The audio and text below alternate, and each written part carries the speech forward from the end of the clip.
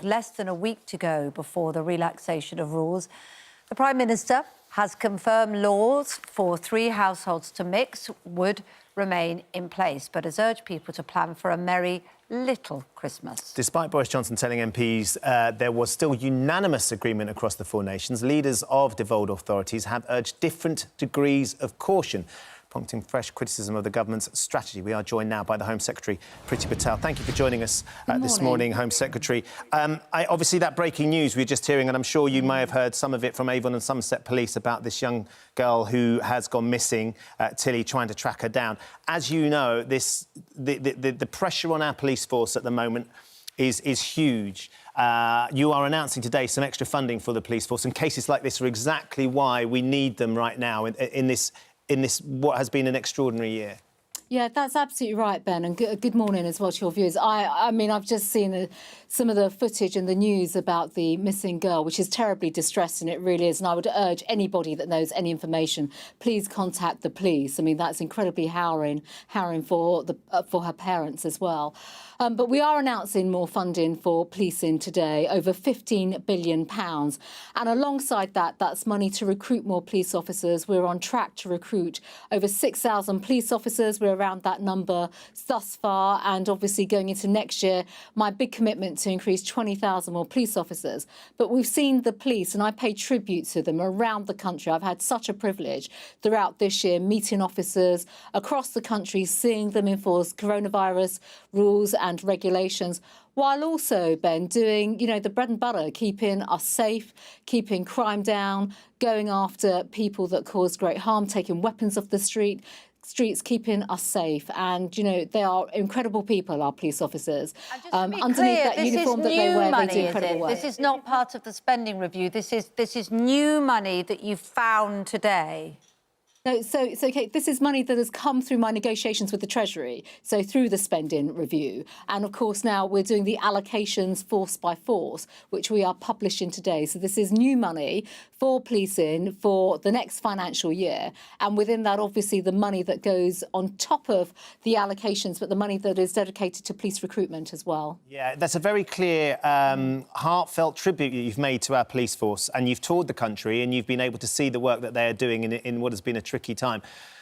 Can you imagine how that jars a little bit with a lot of our police officers this morning who know that there is a pay review, a suspension on their pay? Because right now you don't feel it's the right time, or the independent body that assesses that doesn't feel it's the right time to offer them a pay increase, despite what they are having to face day in, day out. Lots of officers being spat at by criminals who claim to have COVID. They're having to confront people who are circumventing or causing problems with COVID regulations as well. And it jars, doesn't it? It jars to hear the Home Secretary saying you are doing an amazing job, we couldn't work without you, but actually we're not going to give you any more money. Well, Ben, I'm the first to recognise that because I speak to police officers every day. There isn't a day that goes past where I don't speak to police officers. And on that basis, I come back not just to our commitment, but even in the last 12 months alone, the police have been resourced, they've been funded. That includes pay increases too. But right now we are following the pay review body guidance. But people on low pay, and that applies to policing as well, are getting a pay increase. And I can say now very clearly that, when we can, if we can, we will obviously do everything that we can. I do also think, though, when we look at within the wider context of the big changes, the economic changes that our country is now facing because of coronavirus, clearly, we have restrictions and we are following the guidance of the pay review body. Couldn't you have superseded did it then that pay jar review, with you when you found out that Dominic Cummings got a pay rise of £45,000? That must have upset you, as you're so passionate about giving more money to the police? A lot of things in life, Kate, that have been very upsetting of late in relation to, pay, conditions, etc. I'm here to ensure where I possibly can to fight for those on the front line because of the work that they do. And obviously pay for people in government is subject to Cabinet Office guidance and rules, which is a matter for them. But quite frankly, I will continue, as I do. My Treasury colleagues will testify to this as well. I will continue to bang the drum for our frontline officers, for our emergency workers. And I should also say that, I know we'll probably come on to talk about Christmas, but next week there'll be many across the blue light services that will still be working. They will not have Christmas. No. And so, as I've said, I will always continue to stand up for them. You're right. We will come on to Christmas. Just quickly, can we talk a little bit about Harpers Law? We've just been speaking to Lizzie Harper, of course, heard the news yesterday from the Court of Appeal that they rejected their case to try and extend the sentences for the people that were found guilty of the death of her husband. She said that you've been very positive and very supportive about Harpers Law.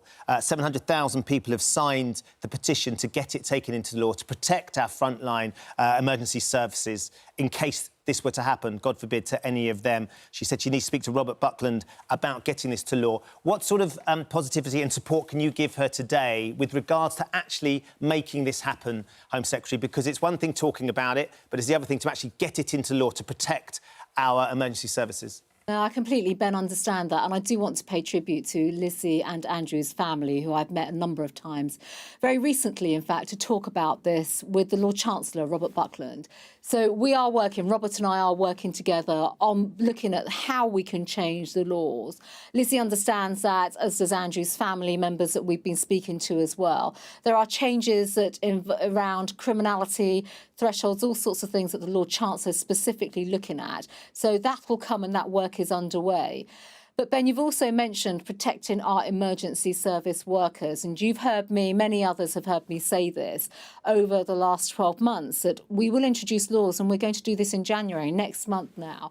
I'm introducing new legislation with the Lord Chancellor, actually, on protecting our emergency workers so that anyone that assaults an emergency worker will spend more time. Their sentences will be doubled, and that'll be part of the police protection bill that will come forward in January. And as you've already highlighted, over 30,000 officers were spat at, abused last year. That is unacceptable. The consequences will be very clear in the legislation that we're going to bring forward and announce next month. So, Christmas. I think everybody is acknowledging now that there is a greater risk over Christmas of getting together. Is that risk acceptable? And why does the government still keep saying it can be solved by taking personal responsibility rather than making a clear decision that people can understand? Because at the end of the day, it could all be solved by personal responsibility. We wouldn't need tier systems or anything if governments weren't taking control. Do you think that Boris Johnson regrets allowing the 5 days to happen now? Do you wish he hadn't? Actually, I don't, Kate. And if I may say so, this whole year, I think we all know this, has been, quite frankly, it's been harrowing. It's been harrowing because it's changed our way of life. We are living with this virus. And yes, we've had laws. We do have laws in place around coronavirus. Yes, we have guidance, and guidance has changed numerous times because of the scale of the virus, because of tiering and all sorts of things. The fact of the matter is, we have, as a government, said that, we've identified a period for Christmas, 5 days. We've made it clear that people can stay within 3 household bubbles. We are urging people, though, and saying that that's not a maximum. We want people to have containment within that, effectively, to, have smaller, shorter, more localised Christmases. And quite frankly, when we're looking at the coronavirus data, when we're seeing the extent of coronavirus, the increases across the country, and my colleague, the Health Secretary, will outline more this morning, actually, in a couple of hours' time, much more about tiering and the prevalence of coronavirus. I think people's minds will be concentrated that, we all have a responsibility, as we have throughout the year, nothing has changed on that basis, to minimise our people-to-people contact. But I think my point is about the responsibility. If the numbers go up in January, if there are increased deaths, and it can be traced in the way that you've traced other moments where there's been a surge, to that crossover period, who should we blame?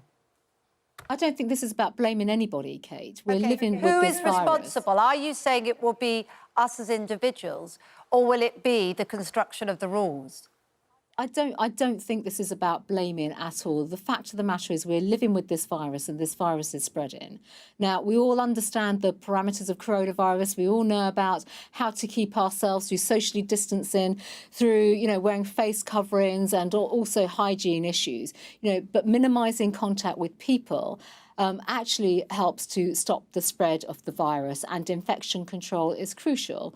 Now, you know, we all know that, so we're all living our lives accordingly, and we will all continue to do that. The fact of the matter is, while this virus is spreading, we have to be even more cognizant and conscientious of making sure that infection control is reduced, and therefore we will all adjust, and we are adjusting our way of life and our behaviours accordingly. I don't think this is about personal blame. We are all capable of exercising choice and decisions and judgment. We've seen that throughout the year with the British public, who I do think have been incredible. I really think they've been incredible in the way they've been adapting. I mean, we all know this. Back in March and April, we were not wearing face coverings. Now, wherever we go, people are wearing face coverings. This is part of our new normal. Because we were told we didn't need them, and then the rules and the regulations changed. But I take your point. People are being responsible. Home Secretary, we're going to have to let you go because we've taken more of your time than we're probably allowed anyway. But we do appreciate you joining us this morning. Thank you very much. Thank you very much.